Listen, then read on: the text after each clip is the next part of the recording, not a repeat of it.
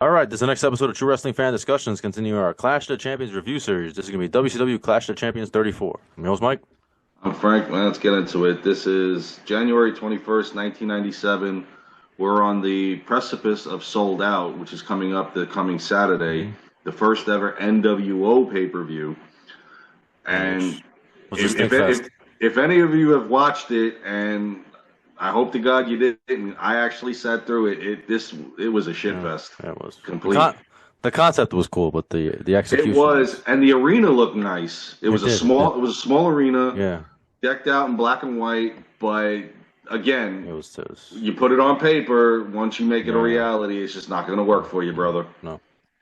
unfortunately. So, yeah, Tony Schiavone, Bobby the Brain Heenan, and Dusty Rhodes doing the commentary here in Milwaukee. So let's go ahead and kick it off. The opening match, which to me made no sense considering we just saw this 24 hours prior, was for the WCW Cruiserweight title. The Ultimo Dragon once again defending the title against Mhm. Dean Malenko. Ultimo Dragon beat Dean Malenko previously on Monday Nitro. Why we're doing this match again the next night, I have no idea. Well, I mean, it's a good tactical match at least, you know. It's not a, It is, but I understand what you're but saying. Yeah. it's just getting played out too Well, I fast. guess if you missed, I guess if you missed Nitro, I guess. Well, according to Bischoff, where the big boys play, nobody's Yeah, missing exactly. Nitro. So, But in any event, the Ultimo Dragon won the previous night, so can he make it two in a row over Dean Malenko on this evening? I would say that's going to be very difficult to do against Dean Malenko. This match, again, just as good as the one the night before, if not better. Uh, this time around, Dean Malenko knew what to do to get the victory because the same mistake he made the night before, he did not make this time, and that was when he went for the Texas Cloverleaf. Ultimo Dragon saw an opening the night mm, before, was able to reverse it. This time, Malenko was able to counter that, apply the Texas Cloverleaf, keep it on him, get him to submit, and once again, Malenko is the cruiserweight champion and the first ever three-time cruiserweight champion in WCW. Uh, Sonny Ono wasn't too happy, but at least he didn't turn on him. That's what I was kind of expecting on this night. But again, these two guys, uh, they did everything in their power. Honestly, I thought this match was going to be over when Ultimo hit his moonsault, but Malenko actually kicked out of yeah, that. that was a good match. So it really was. Let's not. Thank God it's not going to Sold Out too. We're not doing this three times in 1 week. Now, our next match on the card. This is why you know clashes are coming to an end when you have matches like this.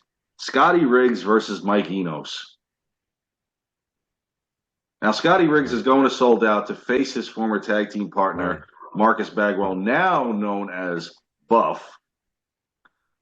Buff And Daddy. so the American males are no more. Sorry, Mike. Yeah, I know, right? American Males. Still has a theme song though. It was catchy. I liked it. Plus the end of Buff Bagwell constantly, with the tag teams at this point. Right now, he's going to run singles until they put him with Scott Norton for a little bit. But this match itself was all right. I'm not going to go any further than that. Riggs with a forearm shot on Enos and he gets the pin. The announcers were focusing more on Sold Out than they were this match, as they kept referring to Riggs facing Bagwell. Mm. But this match itself, it didn't. It was lackluster, It was and a throwaway. yeah, and it's not going to be any better once Riggs faces Bagwell and Sold Out. I'm going to let you all know that one. The following that, Mean Gene Oakland interviewed the Four Horsemen. It was just Benoit, Arn Anderson, and Steve McMichael. Benoit's got a Falls Count Anywhere match coming up later on at in the Clash against Kevin Sullivan.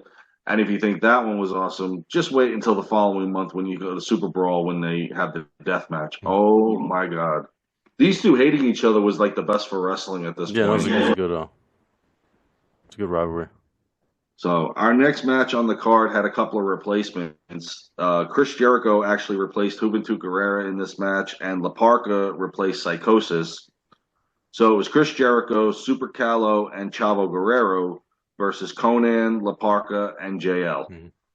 And this match was actually pretty good. We Oh had yeah, Mike Tenay joining commentary for this you one. got all these great wrestlers. A lot of high High flying flying, stuff yeah, there. And of course, Jericho cruiserweight spent a stuff. lot of time in Mexico and Japan, so he was familiar with their Hmm. style. And he didn't miss a beat during this match. What was cool was his top rope Frankenstein on JL, and that's how he got the pin. You rarely see Jericho do that at this point in Yeah. his career. So it was interesting to see him do it here, and he gets the victory in this 6-man tag. And Heenan had asked Mike Tenay, "Are they always bunched up like this?" And Tenay was like, "Oh yeah, sometimes you'll see three, four, even five, maybe even Hmm. six guys on one side versus the other." This is true. I actually watched a couple of AAA cards. Yeah, they do bunch up, and it makes it more interesting with the high flying. Excuse me. Next match on the card was Harlem Heat versus your boy the Renegade. He's still there, Yeah, at and this point, Joe Gomez. I didn't even remember him still being here. He was there through '98. Was he there long? I Wow. came across a Nitro that he was on Wow. in '98. They just couldn't let him go. They should have held on to him until the Warrior got there and had them like maybe team up or something. No, face each other. Yeah. Could you imagine? Warrior just looking at him and then just Right. Yeah. destroys him. Hmm. That's actually a very good Yeah. idea. Oh man, this match was another squash, literally. Harlem Heat hits the Heat Seeker on Renegade and get the pin. It was a missile drop kick on top of the Doomsday device. I mean, There you go. Renegade at this point is just like Yeah, he's finished. He's done. It's cooked. finished. He was finished 2 years ago. Yeah, Renegade's I cooked at this mean, point. it's and the fact that I saw him on a Nitro card in '98 tells It's I don't crazy. understand why they kept him. I really don't. Maybe they weren't trying to re-gimmick him because he was still the Renegade. Right. So I don't understand what they were thinking about keeping with him. But in any event, next match on the card was Alex Wright versus Masahiro Chono. NWO ref Nick Patrick calling Hmm. the match. Oh boy. Now during this match, he's gonna make it obvious that he's doing this. He's got a Yeah. bunch of slow counts during this.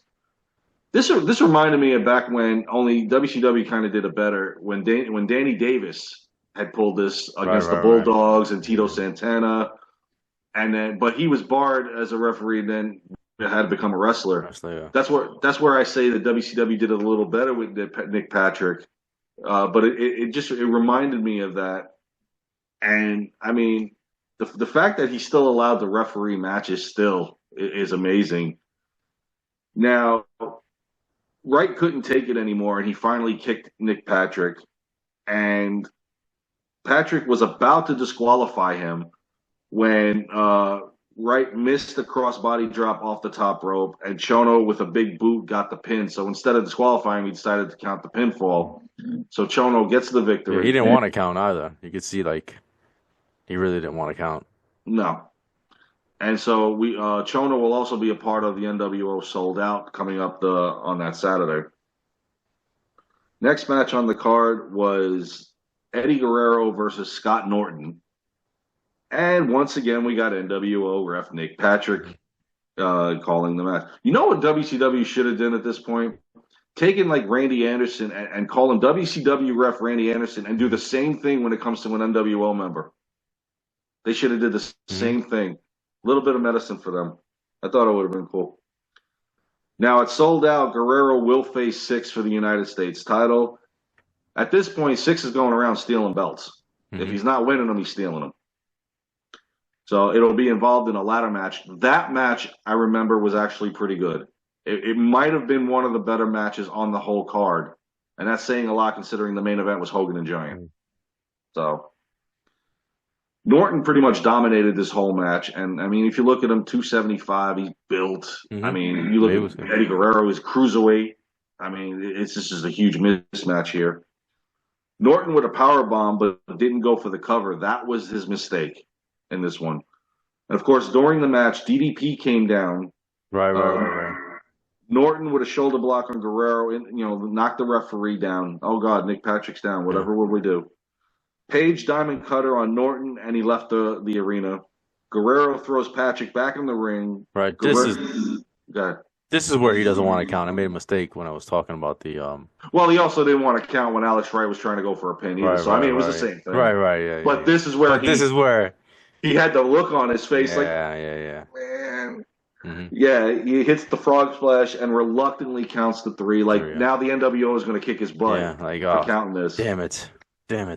But Eddie Guerrero gets the victory and the momentum going Mm-hmm. into Sold Out. This is where 1997. This was the year of Paige. Oh yeah. It started here Mm-hmm. and it just kept going. And again, like I said, at Super Brawl, I remember Paige had a pretty good showdown there too. So again, it just keeps getting better for him. Following that, the Giant did a promo on Hollywood Hogan. Excuse me, I keep saying Hulk for Sold Out. Promo was bad, man. He was never really that good on the mic. I think he gets better later on. I think when he goes to WWE, I think he's because they work with him. Right. This was a bad promo because this is when he just got kicked out of the NWO for the first time. This is the first time he got thrown out when he refused to. I think he refused to chokeslam Piper, right? And he had won the world. He had won World War III. He had won that battle royal, I believe. He was supposed to be a #1 contender, and he was like, "When am I gonna get my match?" With Hogan. It never made sense to put him in there. Like, this is the one. This is the one guy that could still rival Hogan as a member of the Dungeon and WCW. Well, and instead they put him in there, and they started just adding people. Well, they put him in again too. He didn't learn his lesson the first time, no. And he goes in again in WWE. He doesn't learn his lesson there too. Yeah. In any event, the next match on the card, and to me was the best match of the night, the Falls Count Anywhere match: Chris Benoit versus Kevin Sullivan. Yeah, this is a fun match. Oh my God, I loved this match. This was awesome. Mm-hmm. And I don't care that they really hate each other and they're really throwing receipts at each other. This was a great match. No, it was. And they took the fight into the crowd, into the bathroom. Eventually got back to the ring. It was funny when they're in the bathroom. Jimmy Hart accidentally gets hit with the garbage can. You know, Jimmy, don't be there, man. You should have stayed at ringside. Let Kevin Sullivan take care of this. Mm-hmm. Now Sullivan, you know, this is what didn't make any sense in a Falls Count Anywhere and a no disqualification rule. Sullivan goes for the megaphone from Jimmy Hart. The referee is trying to stop him. Dude, you're just there to count to 3. What are you doing? This is where it doesn't make sense what they do in WCW. Woman comes in, hits him with a chair, the wooden chair, mind you, those hurt, from behind, and Benoit got the pin. Now, if the referee doesn't do this to Sullivan, this match might take a different course. Oh, yeah. I Doesn't make any sense. But Benoit gets the victory here. After the match, Benoit hits Sullivan again with the chair. Now, like I said before, this isn't over because at Super Brawl, these two guys are going to go at it in a San Francisco death match, which is pretty much just an anything goes match. And we're not going to kill each other. They want to, but they won't. And what made that match interesting is that Woman and Jacqueline were strapped to each other. So we kind of got 2 different matches going at once. Right. But this match tonight stole the show, in my opinion. Our next match was the return of the Steiner brothers, because you remember they had that heinous car accident. They got ran off the road by the outsiders. I'm sorry. We were recording it. It was really funny. No, it was. How the NWO did this, and then they're like, "Oh shit, we gotta go. Yeah, we gotta go. Yeah." And the Steiners returning against the amazing French Canadians. I forgot these guys were here. I completely forgot about it too. I remember when they went back in 1998. Yeah. But I honestly forgot they were in WCW. Yeah, the Quebecers. Yeah. And the whole time the Steiners are coming down, the Hall and Nash are on the video board telling them, "Hey, we're going to see you soon. You know, don't get run over by no cars." Right, the Steiners are upset. Yeah. Oh, they're pissed. And they took it out on the French Canadians, and Pierre on Rick's shoulders, Scott with a top rope DDT. That's how they got the pin, and the Steiners quickly took care of the amazing French Canadians. But yeah, I remember that vignette when they did that, and it was, oh man, that was good stuff. In any event, now on to our main event.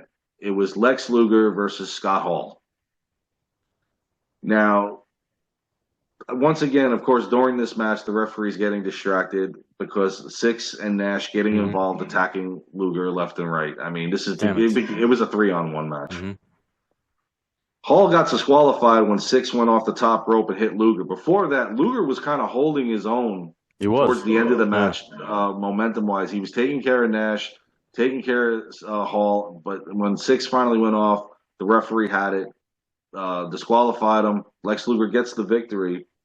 After the match, the Steiner brothers came down and went after Hall and Nash, and man, this was just a melee after this one. Yeah, and it was we gotta go. Always. Yeah. Always. It's not even Nitro, and we're still on the. We gotta go, ladies and gentlemen. Hey, but this time it wasn't Sting that showed up, so Right. Yeah. it was the Steiners. It was a fun end. It was a fun ending. I liked the end. I enjoyed the ending.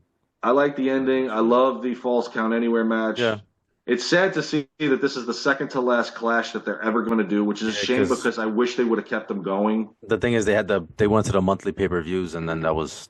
Then you also had Nitro. You had Thunder. Later on, yeah, and I think it's 98. And then Thunder, then you have Saturday Night. You have the Power Hour. You have too many. Just too much. Too much going on. Yeah. Unfortunately, but yeah, second to last clash. Really didn't disappoint. I thought it was decent. It was fun. No Hogan tonight. No Hogan, no Flair. So that's a plus. Well, yeah, different people got to shine. Exactly. Which is a good thing. Scott Hall, Luger in the main event was cool. Nice to see. It was a fun clash. Mm-hmm. All right, that's a review. Please like, comment, share, subscribe. See you guys soon. Take care.